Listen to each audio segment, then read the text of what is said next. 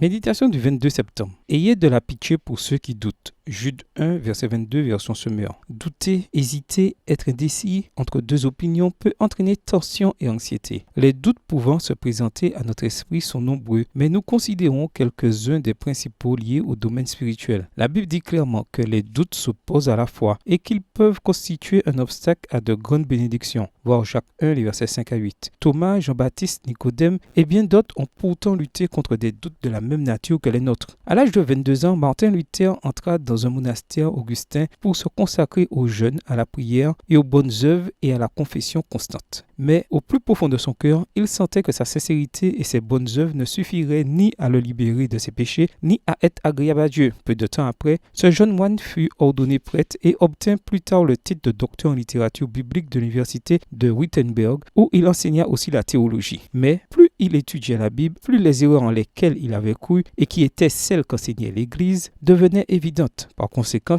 il dut affronter beaucoup d'opposition extérieure, mettant même en péril sa propre vie sans compter ses luttes internes qui ne furent pas rares. Le livre La tragédie des siècles d'Ellen White raconte comment il réfléchissait. Es-tu le seul sage? Tout le reste du monde est-il depuis si longtemps dans l'erreur? Et si, après tout, c'était toi qui te trompais? Si tu étais la cause que beaucoup d'âmes égarées par toi seront éternellement perdues. C'est ainsi que j'ai tremblé jusqu'à ce que Jésus-Christ, par sa parole infaillible, eût fortifié mon âme contre ses doutes. Chapitre 7, page 128 de Tragédie des siècles. Quel exemple merveilleux! Tout doute qui touche au domaine spirituel peut être dissipé par la puissance de la parole de Dieu. Nous pouvons vaincre les doutes comme le fit Luther, en fondant nos croyances sur la sainte parole. Le langage de la Bible est clair et sauf quand des symboles prophétiques sont utilisés, il doit être compris au sens explicite. Il est vrai que certains passages sont plus difficiles à comprendre que d'autres, mais au lieu de remettre en question toute l'écriture à cause de ces passages singuliers, nous pouvons prêter attention à ce que nous comprenons. Notre foi en sera ainsi fortifiée. Avez-vous des doutes concernant l'amour ou le pardon de Dieu? Réfléchissez-vous à votre propre expérience religieuse? Des pensées de doute et de crainte vous envahissent? Vous pouvez les chasser par la puissance de la parole de Dieu. Bonne journée à vous et que le Seigneur vous bénisse.